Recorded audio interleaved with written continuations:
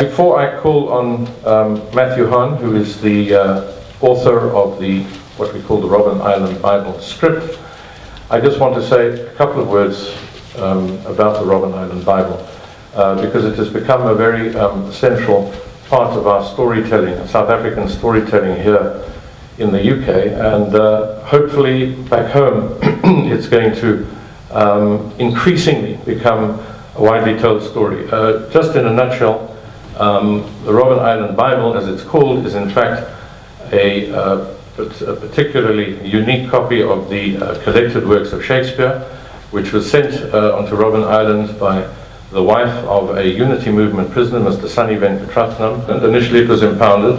Eventually the prisoners were allowed to read this book, Collected Works of Shakespeare. Today, there is a lack of leadership within our South Africa. There are those people who are in some kind of leadership position, but we don't see it. We don't see that leadership. They don't show it.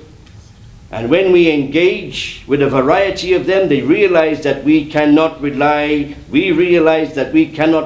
on any of them to engage with us in terms of developing a political awareness campaign. So we do it on our own. When Stephen Biko says, "Black men, you are on your own," he means you are on your own now, and you need to do something about it. You cannot rely upon any of these icons. On the mainland, we are the leaders, student leaders, both in political and artistic fields. We have been in other prisons and changed the way prison officials deal with political prisoners. It is a massive shock to arrive on Robben Island to find that we have gone backwards. But we continue to do what we have been doing in other prisons, change the system. We discover on Robben Island that those leaders who precede us have attitudinalized themselves to a prison reality and made a home in prison, created modus vivendi for themselves.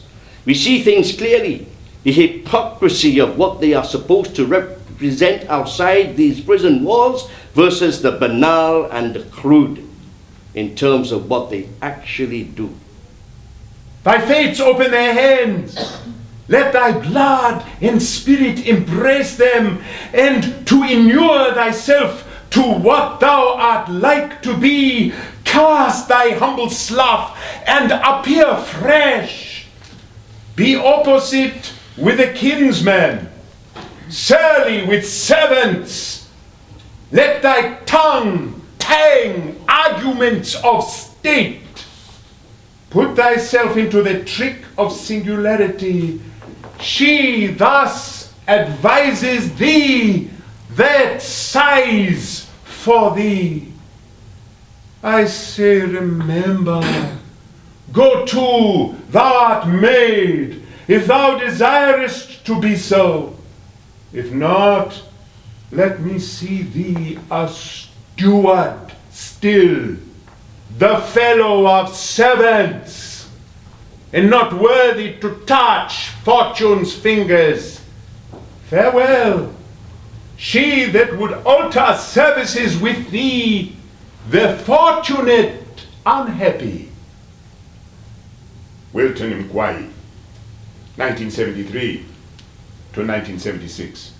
I beg your pardon, 1978. Kwede Nkalipi, PAC.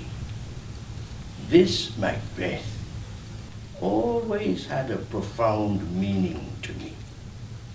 The passage I like very much is the one when Lady Macbeth, after Macbeth has done everything wrong, comes out and then she says, "All the perfumes of Arabia will not sweeten this little hand." And that sigh that says, "Oh, oh, oh." And then the doctor says, "Oh, what a sigh is there. The heart is sorely charged. Even the opening, so foul and fair, I have not seen."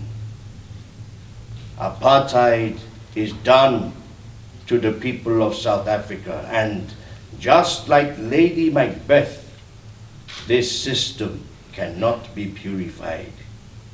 She says, all the perfumes of Arabia will not sweeten this little hand. It means then that the damage that is done by the system of apartheid cannot be repaid. When I first arrived in prison, I want to go and kill those people. They have done so much harm that they must all go to the gallows. Besides this, nothing that he so plentifully gives me, the something that nature gave me, his countenance seems to take from me. He lets me feed with his hinds, bars me the place of a brother, and as much as in him lies, minds my gentility with my education. This is it that grieves me. And the spirit of my father, which I think is within me, begins to mutiny against this servitude. I will no longer endure it, though yet I know no wise remedy how to avoid it. We are a group that requires taming. Mandela is called in by the prison head and told to deal with these post-76 people. I won't say much because as a playwright, I'll let the much more talkative and talented actors do that work. But I just wanted to say what an honor it is to be in this beautiful place. But also, this will be the first time it's ever been read in front of former political prisoners on Robben Island, and that, to me, is quite an honor. Sonny Venkatrathnam, prisoner number 1742/72. I was arrested by the security branch on the 16th of April 1972 as I was entering a lift at a law firm in Durban, South Africa. Even though I never have touched a gun in my life, I was charged and convicted under the Terrorism Act. All 13 of us were held at Lekop prison in Pretoria for 3 months, and then we were transferred to Robben Island in July 1972.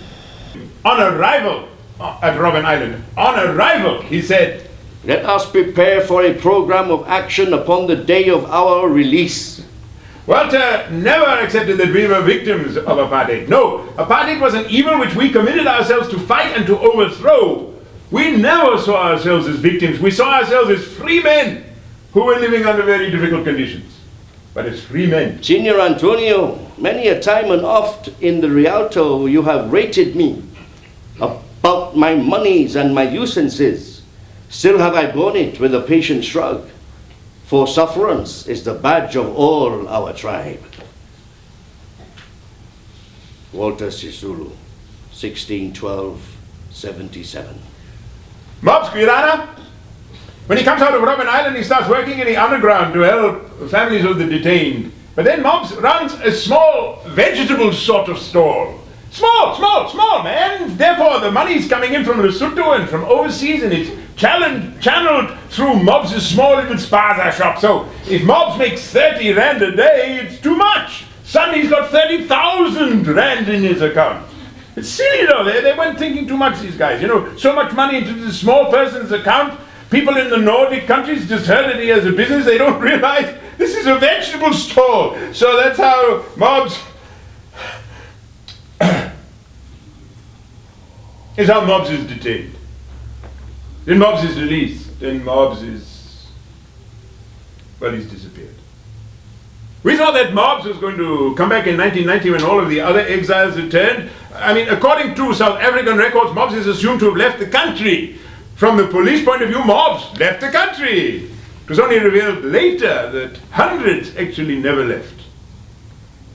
But they were killed and buried on the borders in some plot farm somewhere. So people had to go to the spots where the people were buried, their families, to take a piece of ground.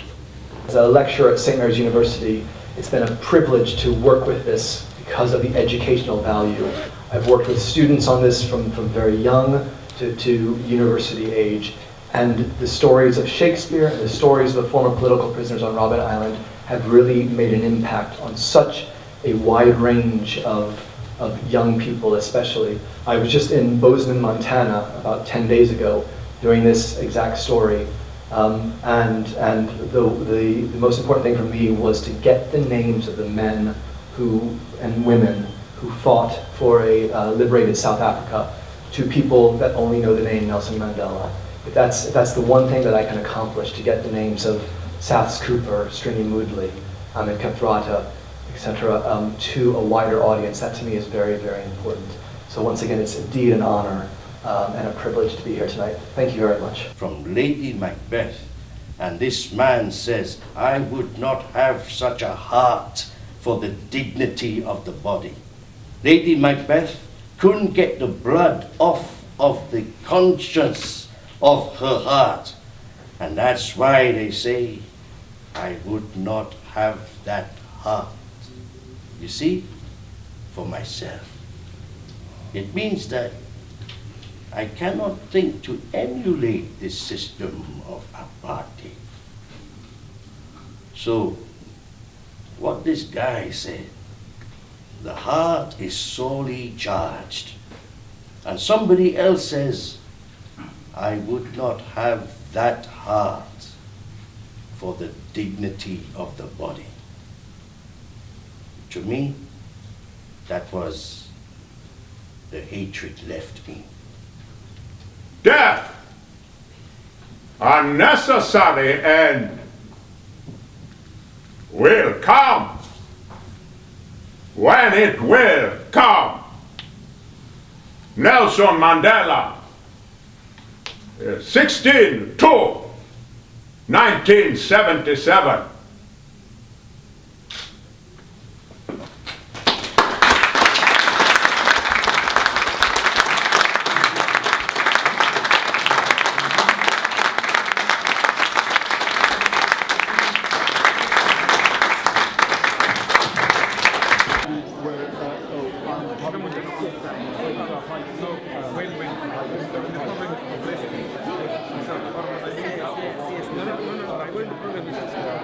Organização